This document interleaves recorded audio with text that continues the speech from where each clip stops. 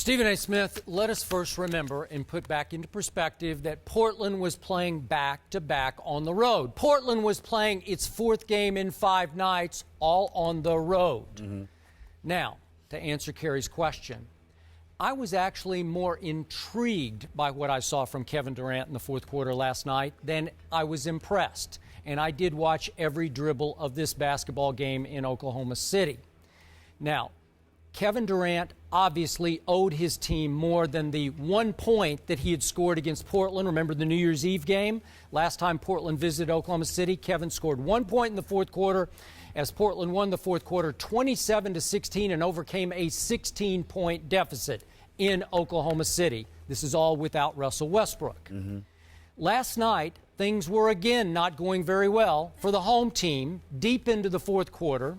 At that point, Kevin Durant had only 3 points in the fourth quarter, and Oklahoma City trailed by 5 after back-to-back turnovers by Kevin Durant, and he thought he had gotten bogus calls, an uncalled foul on the first one, and a bad charging call on the second one. Can we see those plays quickly? Sure.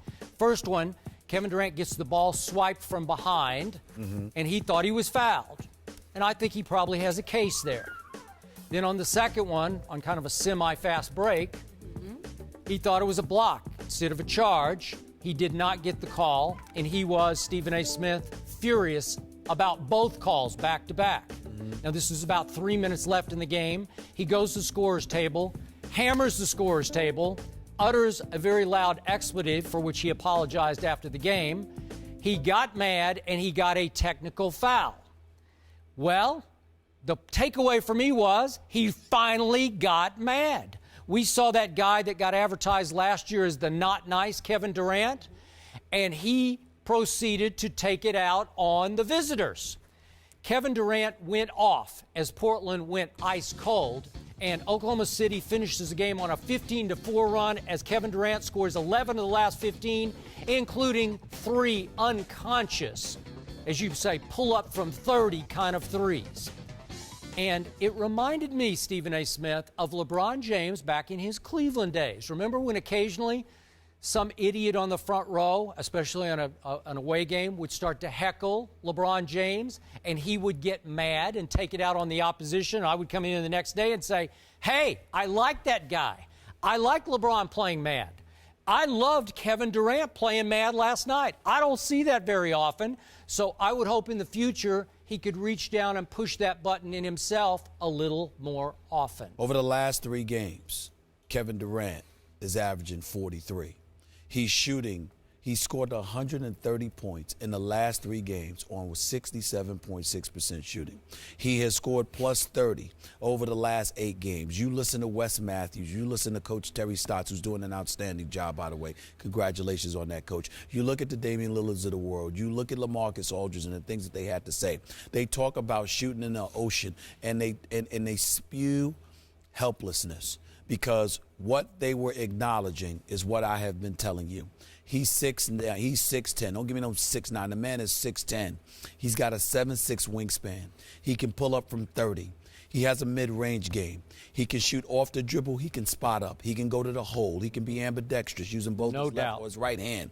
This dude has the opportunity and the chance, if he wants to, Skip, to eclipse the great legendary Kareem Abdul-Jabbar as the greatest scorer in NBA history. He is simply that automatic.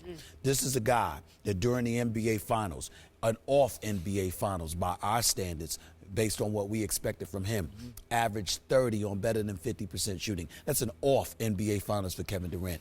This dude right now, as far as I'm concerned, is the clear-cut favorite for league MVP honors. If the MVP vote was today, he'd win it, and it wouldn't even be a close second. LeBron would be in the conversation. LaMarcus Aldridge for Portland would be in the conversation. Chris Paul, CP3, had he not gotten hurt, would have been in the conversation. But would Kevin you please Durant, put Paul George in that conversation? yes, I would. Absolutely. Paul George has been nothing short of sensational, and he would be in the conversation as well. But Kevin Durant is just on another level. I'm just talking about the package. When we're sitting here and you're talking and you're nitpicking, you're not wrong per se, because you've pointed that out in the past in terms of LeBron getting angry or getting that little extra something inside of himself. I think losing to Dallas in the NBA Finals did that for him more than the critics, more than anybody insulting him or whatever. When you lost to Dallas, that's what really propelled LeBron to another level. Kevin Durant lost in the NBA Finals to a LeBron. Last year, he didn't show up like he was supposed to against Memphis in the playoffs. And I think as a result of that reality, Kevin Durant is on a mission. And what he is doing is showing you what he's capable of. It is that simple. I'm looking at this guy, the package that he is, and I see an offensive arsenal, the likes of which I don't know if I've seen for some times. If he's Michael, you look at Michael Jordan, who's the greatest in our eyes. He's got a 4 to 5 inch height advantage on Michael Jordan. Sure. You look at Pippen. Pippen couldn't handle or shoot the way this guy can. You look at a Bird. He didn't have his athleticism. You look at a Magic. He didn't have his shot. You look at a Kareem Abdul-Jabbar or Wilt Chamberlain. Excuse me. You look at those two guys. They were big men who needed the ball. They can't handle the ball 94 feet. Kevin Durant has the skills to play the 1, the 2, the 3, or the 4 position on the floor, and he is putting it on display. And just like last week when we talked about Peyton Manning and Tom Brady going against each other, and we stopped and paused for a second, initiated by you, acknowledging that there is greatness that's taking place, and we're very blessed and fortunate to see what we're seeing. I'm telling you that what Kevin Durant is doing right now, what I saw him do the other night against Golden State, what I saw him do last night, there are certain moments, just moments, that you just step back and pause and acknowledge a level of appreciation for greatness taking place before your very eyes. Because this stuff is God-given, my man. You can't teach the things that Kevin Durant does on the floor.